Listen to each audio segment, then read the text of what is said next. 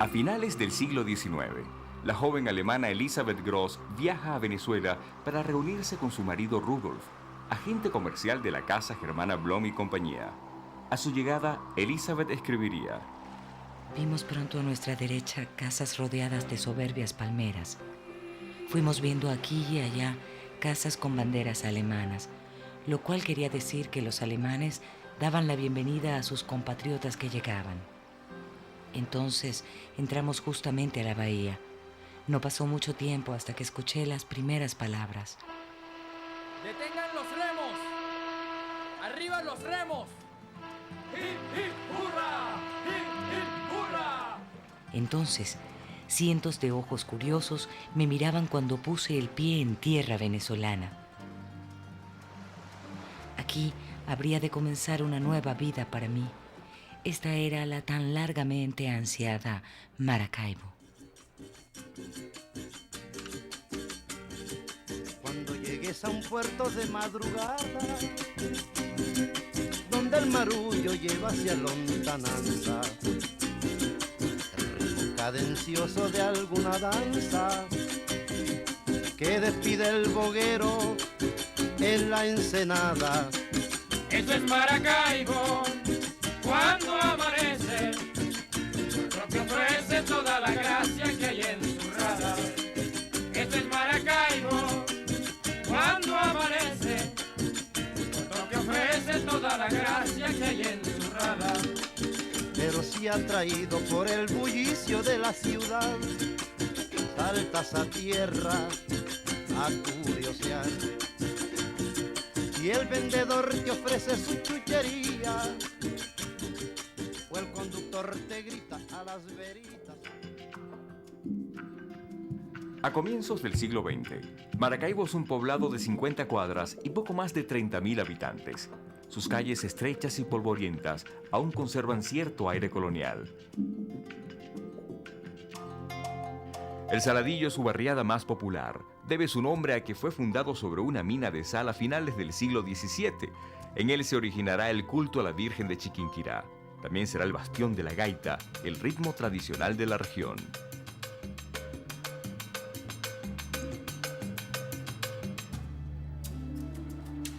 Ya entonces Maracaibo se distingue por sus llamativas construcciones, como el edificio de la prisión, de peculiar diseño egipcio.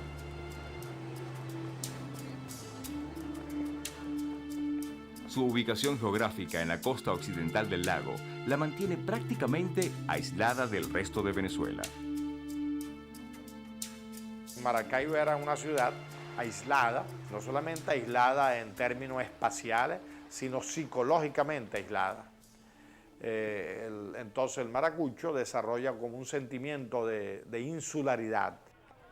La vida cotidiana de Maracaibo converge en el mercado del puerto y en la Plaza Baral. Por allí transitan desde el marino inglés hasta la indígena guayú, desde el poeta maldito Ismael Urdaneta hasta el sofocado y sudoroso comerciante alemán de inmaculada vestimenta blanca.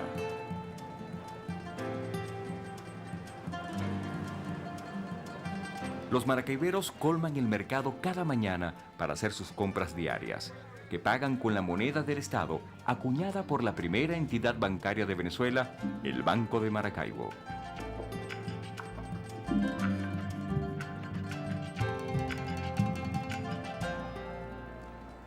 Maracaibo giraba en torno a su Plaza Bolívar, que es la plaza mayor española, la plaza de armas, en torno a su Plaza Baral y lógicamente ambas en torno al lago, al puerto lacustre, que al fin de cuentas determinaba la vida económica, social y política de Maracaibo.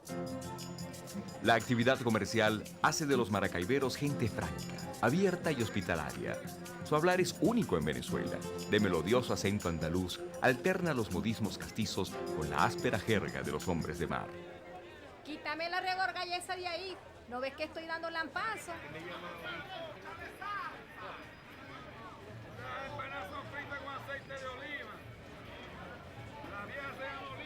Las poblaciones de Maracaibo responden a que su condición física natural era de puerto. Y aparte de que tenía una posición estratégica inmejorable porque tenía salida hacia el Golfo y hacia todo el mundo. Es el puerto de Maracaibo, el epicentro comercial del occidente venezolano y el oriente neogranadino. En él atracan piraguas cargadas con los productos del piedemonte andino, especialmente café y cacao de exportación. El pujante comercio portuario atrae a importantes firmas internacionales dedicadas al negocio de exportación. Maracaibo empieza a adquirir una importancia tremenda porque es el punto de salida de todo ese mercado que hay en los Andes. Entonces eso va a determinar que todas estas empresas mercantiles que tenían sus sucursales en Maracaibo empiezan a coger un auge tremendo y empiezan a traer gente preparada para que la actividad comercial vaya creciendo. Los alemanes que habían llegado a mediados del siglo XIX para dedicarse al negocio del café establecen grandes almacenes en la Plaza Baralt. Y la ciudad crece hacia el sur, cuando edifican sus espaciosas casonas barridas por el fresco lacustre en el sector de los Aticos. Al cónsul de los Estados Unidos, Eugene Plumaca, aquello le resulta inexplicable. Casi todos los extranjeros de cierta posición vivían en los áticos, pero nunca pude comprender el por qué se seleccionó esa localidad, ya que los vientos prevalecientes son hacia el norte y el este, y los áticos, situados en la curva de media luna del lago hacia el sur y el oeste de la ciudad, recibe todo el drenaje y la porquería depositada en el puerto. Pero si los alemanes prefieren el sur, a los maracaiberos de Alcurnia les gusta descansar en las hermosas villas de sus hatos en Bellavista y El Milagro, con lo que la ciudad también crece hacia el norte. Hasta tan apartados parajes se viaja en tranvía, que ya ha cambiado la tracción animal por la máquina de vapor. El tranvía a vapor no es el único adelanto de la ciudad. A principios del siglo XX, los maracaiberos se jactan de ser los primeros venezolanos en hablar por teléfono, caminar bajo el vacilante resplandor del alumbrado público y pagar la primera factura de electricidad. Pero si hasta conocen el cine, el 28 de enero de 1897 se exhiben 2 películas filmadas en la ciudad. Muchachas bañándose en la laguna de Maracaibo y célebre especialista sacando muelas en el Gran Hotel Europa.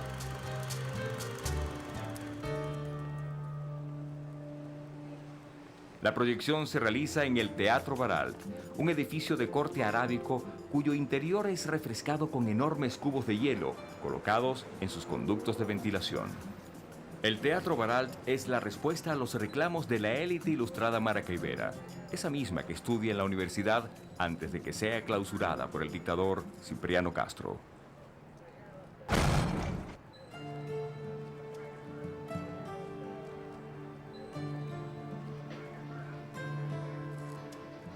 La lectura de los clásicos griegos muy populares por esos días ha puesto de moda el neoclasicismo, una influencia que se manifiesta tanto en la arquitectura como en los nombres inusuales con que los maravinos bautizan a sus hijos: Eurípides, Hermágoras, Melpómene.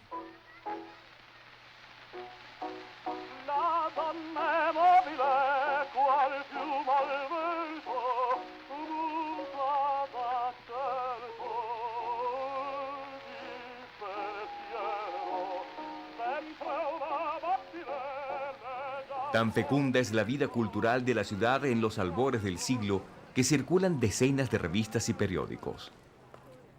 Se crearon aquí en Maracaibo 464 publicaciones periódicas en ese lapso, muchas de las cuales inclusive trasvasaron el siglo, es decir, empezaron en el siglo XIX y llegaron hasta el XX y algunas hasta se mantienen, como es el caso de Panorama.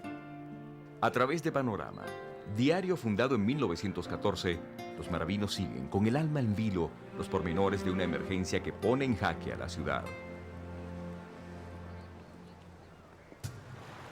El 22 de octubre de 1918, en una goleta procedente de La Guaira, llegan al puerto de Maracaibo 2 enfermos de gripe. La enfermedad se difunde con rapidez, afectando a 6 de cada 10 habitantes. Pronto se registran tantas defunciones que los féretros se agotan y aún la madera para elaborarlos. Hay familias enteras en cama, afectadas por lo que los maravinos llaman el trancazo.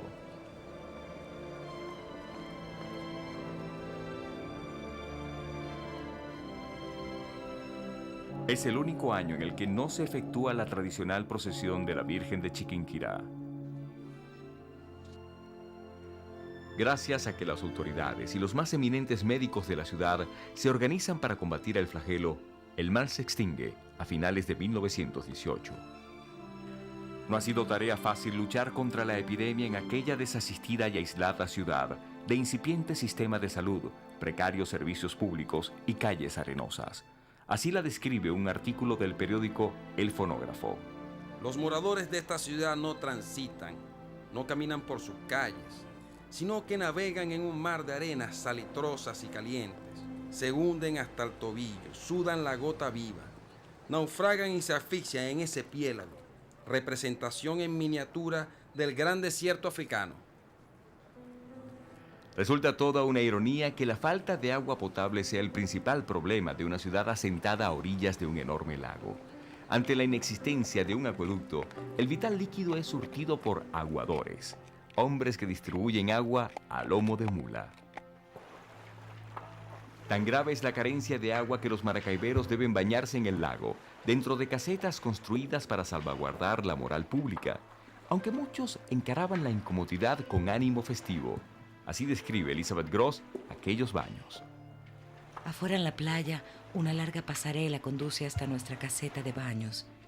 A diario estalla allí una gran alegría y felicidad cuando me baño con mis hijos. Se usan largos camisones de baño hechos de tela de algodón que se ponen muy pesados cuando se moja. Algunas veces todo el grupo de niños escapa rápidamente escaleras arriba cuando por entre los postes se divisa una culebra de agua.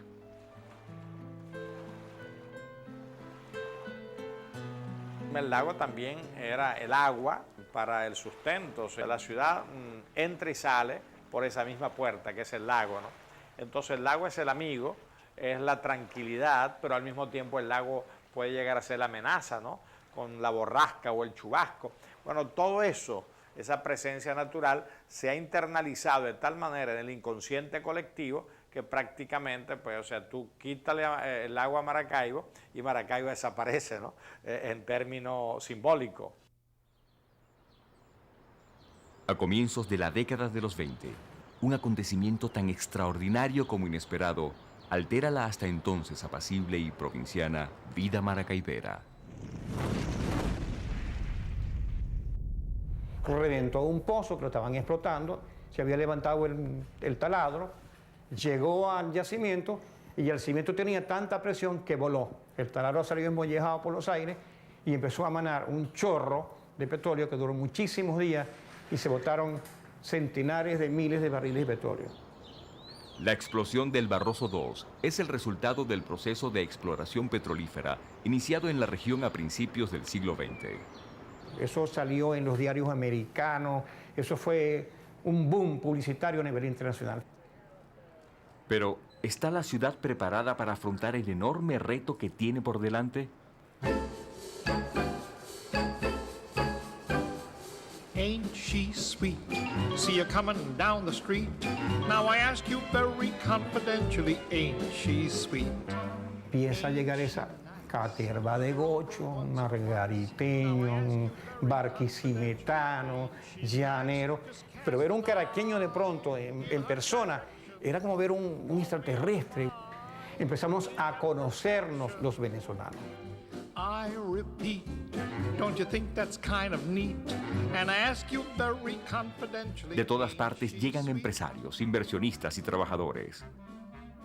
Los campesinos zulianos cambian el arado por el taladro. Los indígenas guajiros ocupan en el campo el lugar dejado por los alijuna, los hombres blancos.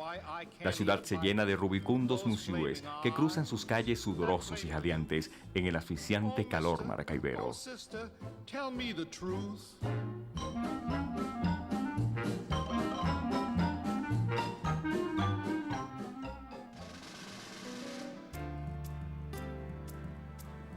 Corren los días duros de la dictadura gomecista. La ciudad alcanza ya los 51.000 habitantes.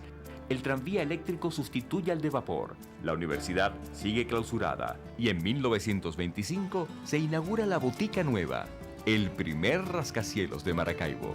Tiene tan solo 4 pisos. En el mercado del Malecón o mercado de los Buchones, la gente compra pescado, plátanos y hasta grandes iguanas para preparar suculentos platillos en leche de coco. El dinero del petróleo se derrocha en garitos y lupanares como el Blue Book o el Club Cosmos, hogar de bellezas importadas de Europa y los Estados Unidos, que las escandalizadas matronas maracaiberas llaman despectivamente las francesas. ¿Qué es esto, Dios mío?, decían las viejitas maracuchas. Hay manifestaciones de madres zulianas, manifiestan ante las prefecturas por la perversión de sus hombres. Corre el año de 1926. Es entonces cuando el benemérito designa al general Vicencio Pérez Soto gobernador del Zulia. El implacable general, famoso por sus fieros métodos, tiene por delante una tarea formidable: la modernización de la ciudad. Muchas calles son pavimentadas, son erigidos puentes como el Oliari y construidas instituciones como el Hospital de Niños, pero ninguna obra es tan importante como la siega. Los trabajos de la siega incluyen el dragado del lago, la construcción de malecones y la extensión del terreno urbano con tierra extraída del subsuelo lacustre.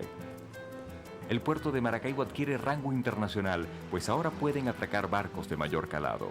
Allí se establecen el cuartel de bomberos, la casa del obrero y el atracadero de los ferry boats, embarcaciones que comunican a Maracaibo con la ribera opuesta del lago.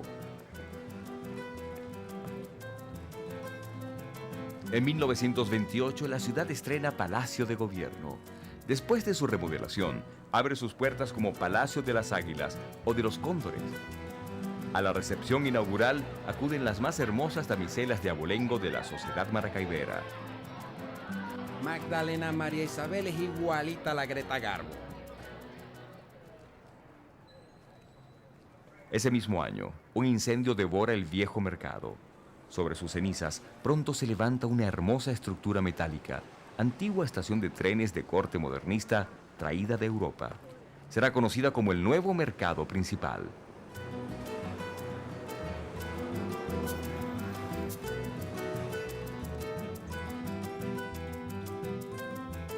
Durante el mandato de Pérez Soto, también se concluye el aeropuerto Grano de Oro. Aunque Maracaibo ya conocía la existencia del avión, a principios del siglo XX, el aviador Frank Bolán había realizado unas fallidas piruetas sobre la ciudad que terminaron en el lago, con aeroplano y todo. Por eso a los maracaiberos no les asombra ver aviones acuatizar en el lago. Si hasta los ostentosos botes voladores Clipper de la Pan American Airways alzan el vuelo desde la terminal contigua a la Plaza del Buen Maestro en El Milagro.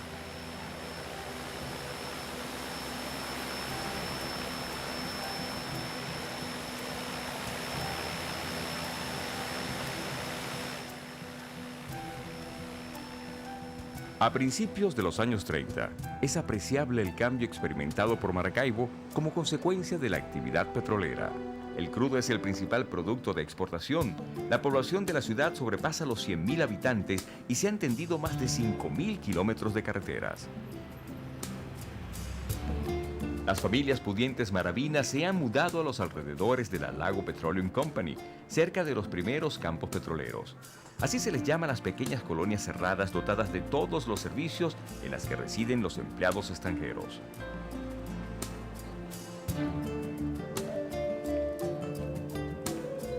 Porque en el Zulia, de manera visible, se desarrolló lo que algunos llaman una economía y una sociedad enclave. El campo petrolero fue muy emblemático, porque el campo petrolero era una manera de vivir.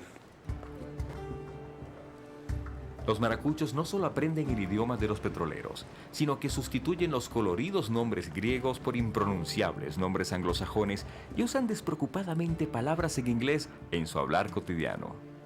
Con la Pepe Billy Quinn te presto mi caterpillar. Y en las clases altas, el vos solo se usa en la intimidad del hogar.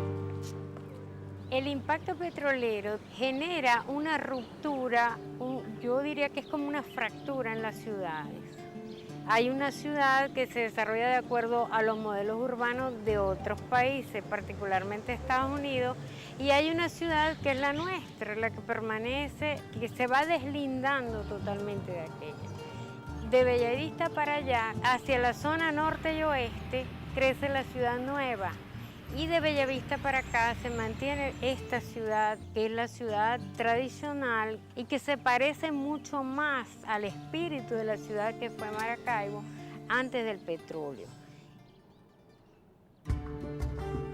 Dividida en dos, física y espiritualmente, en la década de los 30, la ciudad pugna por alcanzar un equilibrio entre la tradición y la modernidad.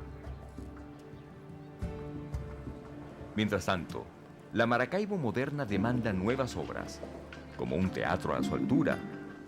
El antiguo Teatro Baral es un vetusto edificio que se cae a pedazos. Por eso, el presidente del estado Zulia, Pérez Soto, encomienda su remodelación al arquitecto de origen belga, Léon Jérôme Hoet. El teatro, remodelado 2 años después de abrir sus puertas, recibe a uno de sus más ilustres visitantes. Ya te digo que me dedico a una canción. Me dijo, piba, esta va para vos. Y se arranca Gardel. Yo adivino el parpadeo de las luces que a lo lejos van marcando mi retorno. Son las mismas que alumbran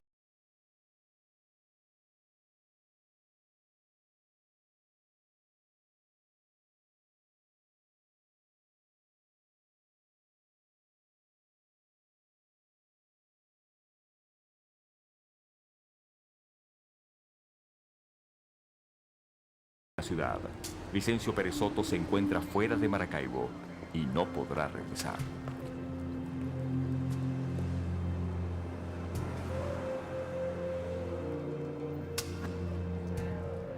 El clima de libertades políticas auspiciado por el nuevo presidente, el general Eleazar López Contreras, hará posible, en 1936, el acontecimiento que sienta las bases del movimiento sindical venezolano, la Gran Huelga Petrolera.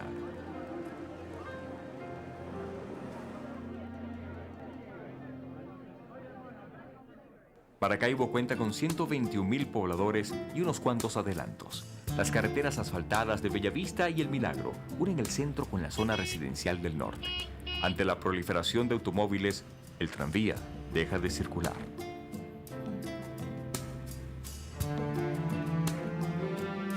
La construcción del acueducto condena a los aguadores a su extinción. Un nuevo sistema de cloacas evita a los maracaiberos el bochorno de las casetas en el lago, y la recién instalada red del gas adorna el paisaje urbano con su inmensa bola. Ese bateador es tan malo que no le pega ni a la bola el gas.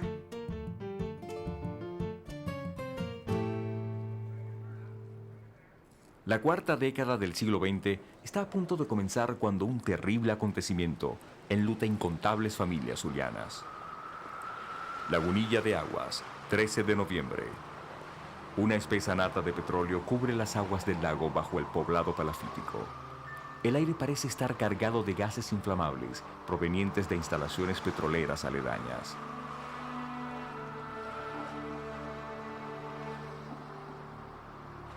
Esa noche, Alicia Mendoza, meretriz caraqueña y propietaria del bar Caracas, se quema una mano al tratar de encender una lámpara de queroseno.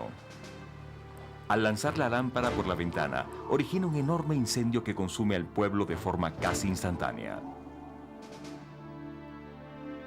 Nunca se sabrá cuántas personas perdieron la vida aquella fatídica noche. La tragedia inspirará el drama hollywoodense Maracaibo, protagonizado por Corner Wilde y la exuberante rubia platinada Jean Wallace. A comienzos de la década de los 40, con el ataque de la base de Pearl Harbor, los Estados Unidos se precipitan en la Segunda Guerra Mundial. El presidente de Venezuela, general Isaías Medina Angarita, suspende las garantías constitucionales para proteger las instalaciones petroleras del lago. Como en Maracaibo conviven las distintas nacionalidades involucradas en el conflicto, estadounidenses y alemanes, italianos, japoneses e ingleses, en ninguna otra ciudad de Venezuela la Segunda Guerra Mundial repercute con tanta fuerza. El petróleo del lago resulta vital para el triunfo aliado. Pero una vez que se produce el bombardeo de Pearl Harbor, entonces empieza la persecución de todas estas firmas alemanas, de todos estos individuos alemanes, fueran o no fueran nazistas.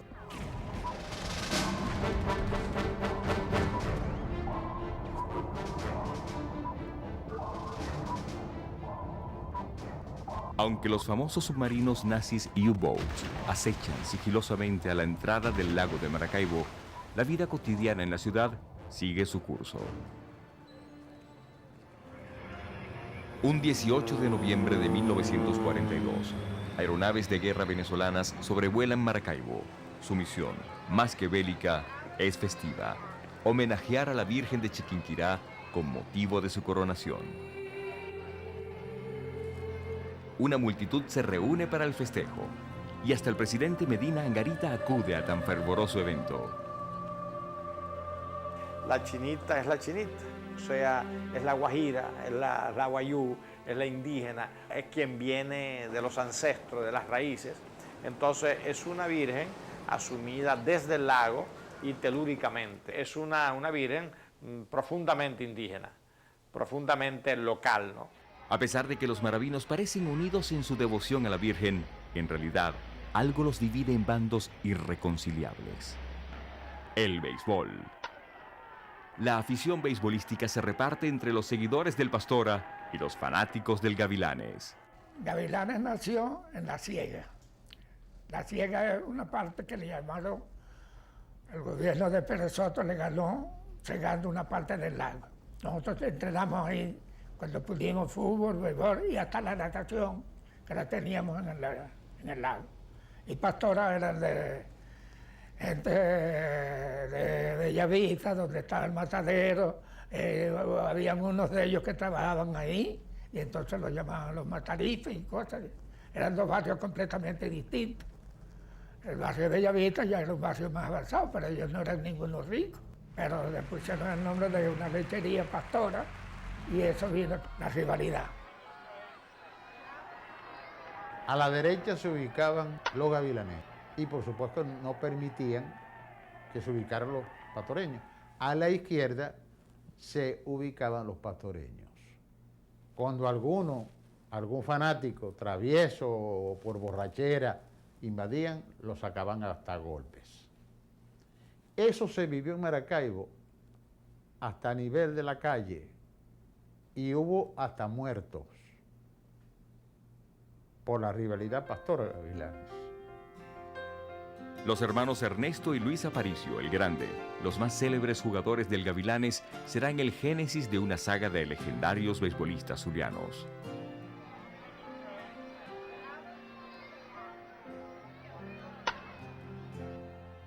La expansión de la ciudad continúa con nuevas obras: el museo y la urbanización Rafael Urdaneta, la Plaza de la República y la Avenida de las Delicias, que consolida la unión entre el centro y la zona residencial del norte. Al Teatro Baral siguen acudiendo renombrados artistas internacionales. Y muchos indígenas guayú, integrados definitivamente a la población maracaibera, se establecen en el barrio Siruma, cerca del aeropuerto Grano de Oro. En el último siglo, la relación de los guajiros, los guayú, con la urbe maravina, con la ciudad de Maracaibo y su gente, ha sido una constante. El guayú se instaló aquí en diferentes sitios y empezó esa relación hasta matrimonial. Maravinos con guajiras, guajiros con maravinas, nace el mestizaje que caracteriza ahora a esta gran ciudad.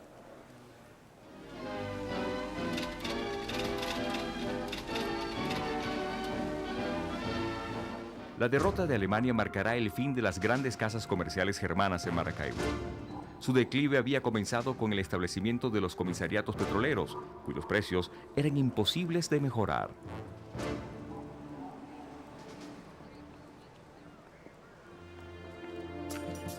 En 1946, al cabo de 4 décadas de clausura, la Universidad del Zulia es por fin reabierta.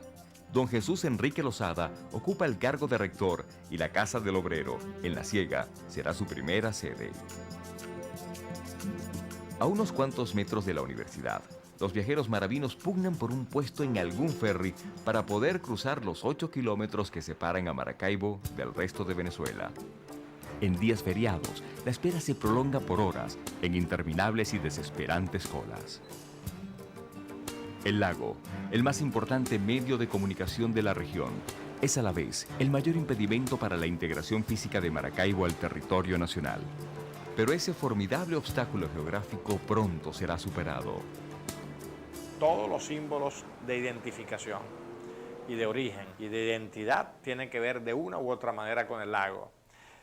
Porque el lago no es solamente una presencia física, sino que es una visión, es un olor, es un color. El lago cambia de color dependiendo el mes del año o la hora del día. Y el maracucho tiene una relación afectiva, personal con el lago. O sea, la manera como el lago se comporta, eso es un lenguaje para el maracucho. Es la madre tierra, es el génesis, el origen. Ahí está el nombre de Venezuela. Ahí está el ancestro indígena, el parafito. El rayo del Catatumbo, el faro del lago, hacia quien navega hacia el sur y desde la ciudad tú lo ves en cierto momento. La Virgen, la Chinita, nos llega por el lago. En 1949, los maravinos celebran los 450 años del descubrimiento del Gran Coquibacoa con ediciones especiales de libros, concursos literarios y musicales, eventos deportivos y la colocación de las primeras piedras del Colegio Gonzaga, de la Plaza de las Madres y del Hotel del Lago.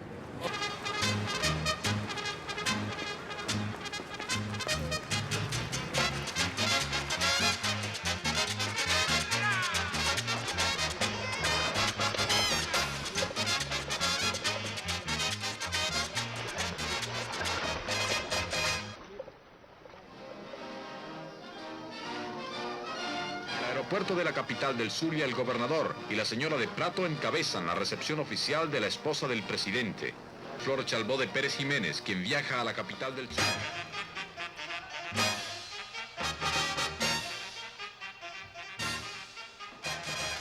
Aunque en la década de los 50 el país vive bajo una dictadura militar, los maracaiberos festejan con entusiasmo las fiestas de carnaval y suelen organizar paseos dominicales a las playas de aguas tibias del norte.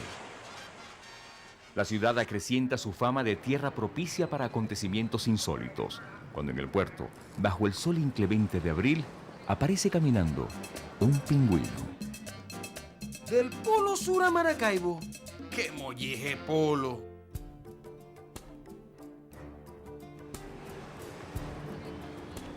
Luis Aparicio Jr. acaba de debutar en las ligas mayores, en lo que será el inicio de la brillante carrera que lo llevará al Salón de la Fama del béisbol.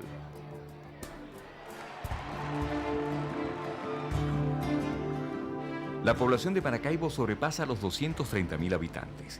La producción petrolera, aún en manos de empresas foráneas, supera el 1.000.000 de barriles diarios y el gobierno del general Marcos Pérez Jiménez emprende la edificación de una obra de enorme importancia. El puente sobre el lago. En 1957, el gobierno de Venezuela encargó a las firmas Precomprimidos C.A. de Caracas y Julius Berger AG de Wiesbaden el proyecto y la ejecución del puente, cuyo diseño es original del profesor Morandi de Roma.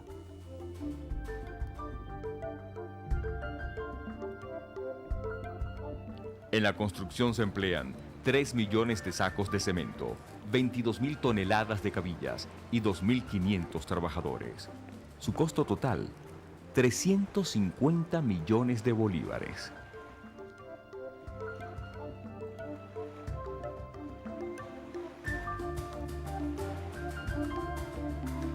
El 24 de agosto, el presidente Rómulo Betancourt inaugura el mayor puente de concreto armado del mundo para la fecha, el puente Rafael Urdaneta.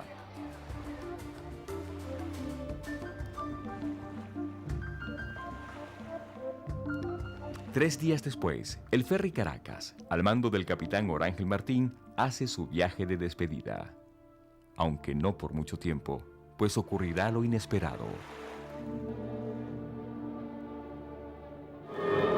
daños son cuantiosos y las víctimas del fatal suceso enlutan honorables hogares venezolanos. El 6 de abril de 1964, durante una travesía nocturna, el tanquero Esso Maracaibo sufre un cortocircuito que le deja a la deriva en las aguas del lago. La proa del barco impacta las pilas 31 y 32 de la estructura del puente. 300 toneladas de concreto se desploman sobre la nave, 7 automóviles se precipitan al lago y 8 personas pierden la vida. Pero en apenas 6 meses, los trabajos de reparación estarán concluidos. El puente es reabierto y ahora sí,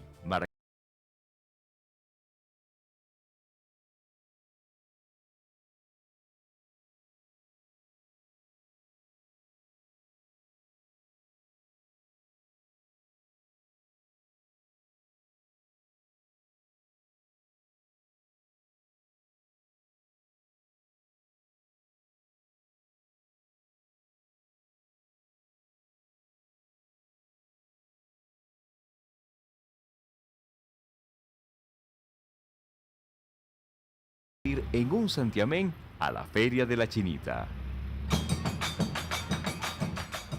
El evento se realiza por primera vez en 1966. Las festividades se extienden durante una semana y concluyen el 18 de noviembre, Día de la Virgen de la Chiquinquirá. La fecha también marca para muchos el inicio de la temporada gaitera, aunque la tradición dicta que los burros sean bajados el 12 de diciembre, víspera del Día de Santa Lucía, y vueltos a subir el 2 de febrero, Día de la Candelaria. Si por los maracuchos fuera, con gusto habrían unido la Navidad con los carnavales para hacer una sola fiesta. Por esos días, la Grey Zuliana, segundo himno del Zulia para muchos, es popularizada por el gaitero Ricardo Aguirre, el Monumental. Madre mía, si el gobierno no ayuda al pueblo zuliano, tendré que meter la mano y mandarlos para el infierno. Cuando en el hospital universitario se realiza el primer trasplante de órganos del país, Maracaibo es distinguida como la capital científica de Venezuela, un motivo de orgullo para el más de 500,000 de habitantes de la ciudad.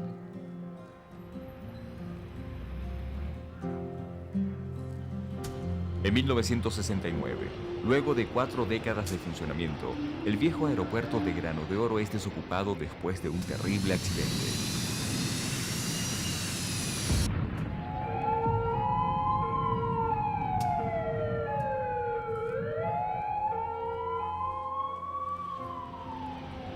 El siniestro obliga a las autoridades a apurar los trabajos del nuevo aeropuerto de La Chinita. La Universidad del Zulia ocupa los terrenos del aeropuerto de Grano de Oro, lo que le permite ampliar su oferta académica. Se convertirá así en el principal centro educativo de la región. En esta moderna y dinámica Maracaibo, el progreso parece indetenible y demanda espacio para avanzar. Ha habido cosas que afectaron mucho la parte urbana de la ciudad. Fue la tumbada del Saladillo, que era el barrio tradicional de Maracaibo. Yo diría que es el corazón de Maracaibo, ¿verdad? Allí tuvo toda la pujanza, toda la vivencia. Allí se sembró la devoción a la Chinita y fue donde creció y se desarrolló y se expandió y se proyectó. El viernes 20 de marzo de 1970, a las 6:38 de la tarde, se celebra un acto oficial frente a la Basílica de la Virgen de Chiquinquirá. Se pone en marcha la llamada Piqueta del Progreso. Y comienza la demolición del tradicional barrio del Saladillo.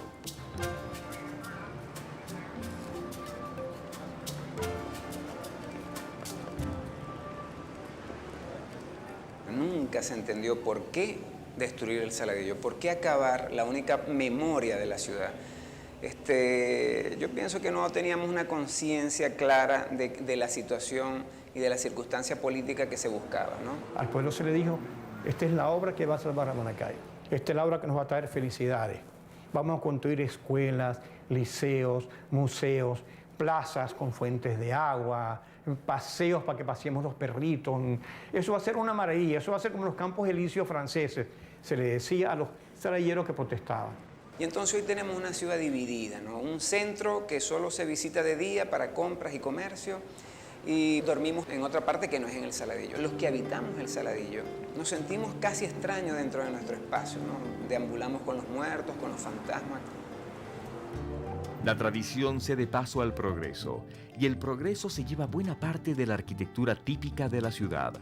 Las casas pintadas de vivos colores, de bahareque y techos de tejas rojas, adornadas con frisos, gárgolas y rosetones, con sus altos portones y sus ventanales con mamparas y romanillas.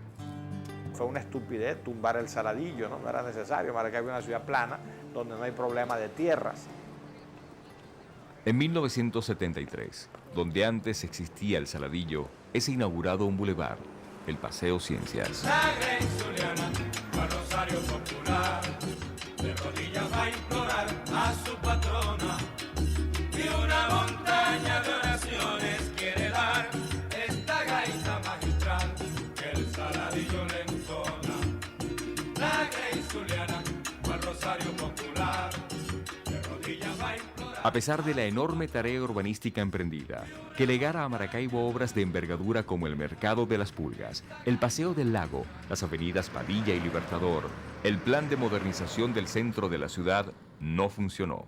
Maracaibo, tierra mía, idolatrada y olvidada por ser real. Maracaibo, marginada y sin un real. La Maracaibo tradicional se encuentra en ruinas, mientras que la Maracaibo moderna sufre las consecuencias de un crecimiento desmesurado y poco planificado. Los inmensos complejos habitacionales han hecho colapsar a la mayoría de los servicios públicos. Como sucedía a principios de siglo, la falta de agua potable afecta a buena parte del millón de habitantes de la ciudad. Incluso, en 1983, el Teatro Baral celebra su primer siglo de existencia en ruinas, cerrado, en silencio. A mediados de la década de los 80, una pregunta inquieta a los maracaiberos. ¿Podía ser rescatada la Maracaibo tradicional?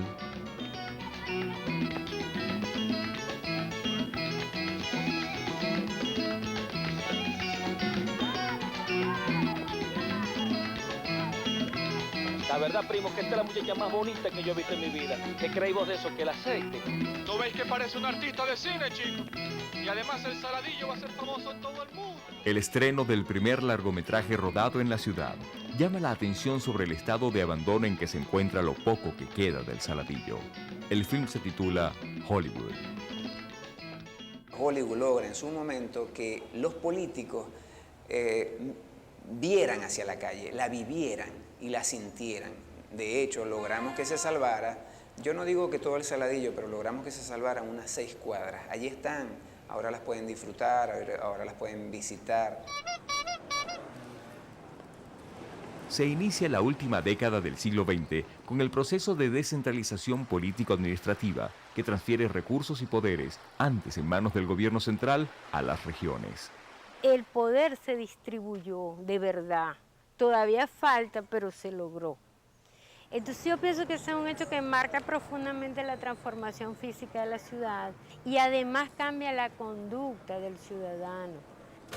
Con el poder en manos de los maracaiberos y la posibilidad de administrar sus propios recursos, parece la ocasión propicia para el rescate del casco histórico y el resurgimiento de la ciudad. Tú ves esas calles limpias, eternamente limpias, ¿verdad? Las avenidas bien dibujadas y eso impone una conducta. La calle Carabobo, uno de los últimos vestigios del Saladillo, es remozada y convertida en una atracción turística. Ahora, más de 1.200.000 maracaiberos cuentan con un novedoso complejo cultural, el soberbio Centro de Arte Elía Bermúdez. El proyecto de los Niños Cantores del Zulia inaugura sus últimas obras.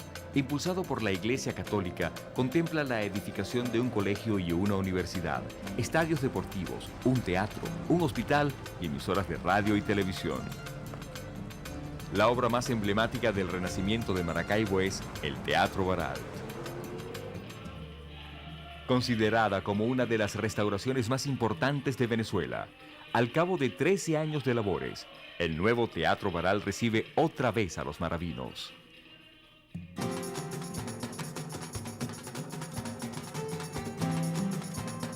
Pero la ciudad aún tiene deudas pendientes con su lago contaminado, y con sus habitantes menos favorecidos.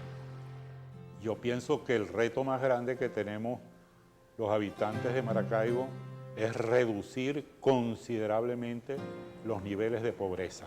Estar conscientes que esa es nuestra principal obligación. Es decir, que tenemos que pensar más en los demás que en nosotros mismos. Hoy, Maracaibo es la capital económica de Venezuela y la segunda ciudad en importancia del país. Una urbe dinámica que sigue aferrada a sus costumbres más ancestrales. En los albores del siglo XXI, se ha alcanzado un equilibrio entre la ciudad tradicional y la Maracaibo moderna. Al final, la Maracaibo del artista plástico y la Maracaibo del pintor y la Maracaibo del escritor, del poeta, es la verdadera Maracaibo porque esa trasciende el tiempo. Porque la otra Maracaibo, la histórica real, bueno, hay la Maracaibo del siglo XIX, la Maracaibo del siglo XX, la Maracaibo de arquitectura petrolera, la Maracaibo de la etapa democrática, es decir, la ciudad puede ser reducida a parámetros racionales de comprensión fácil, ¿no? Pero lo importante de la ciudad es que siendo esa realidad es otra cosa.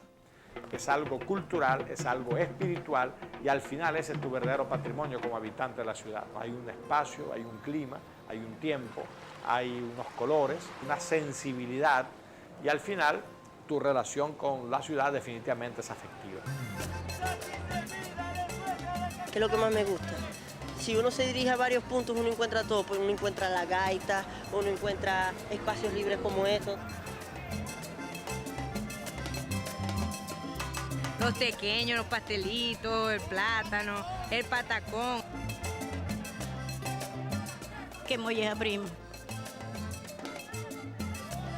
Las playas de San Carlos, el Paseo del Lago, todos los centros comerciales, toda la ciudad me gusta. El calor, la bulla. Maracaibo me parece una ciudad ejemplo. El sol, el radiante sol, que no se encuentra en toda parte del mundo.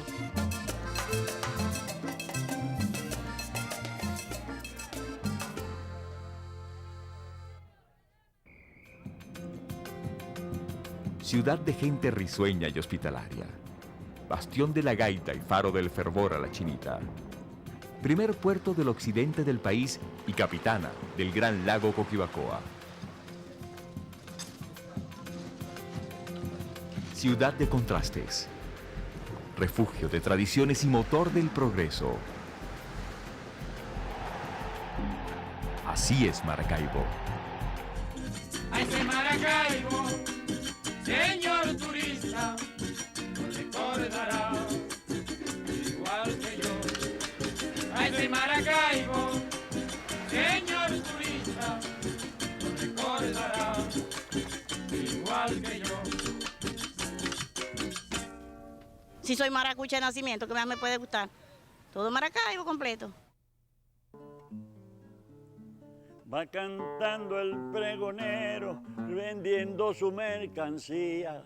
Son las 5 y el lechero nos viene anunciando el día. Levántese, señora, que se hace de mediodía. La leche viene en los potes con espuma de alegría. La leche viene en los potes con espuma de alegría. Aquí llegó el panadero, pan, pan, pan, hay galletas y bizcocho, marchante, y atrás viene el mandoquero, calienticas mis mandocas, y atrás viene el mandoquero, gritando de a 3 por locha.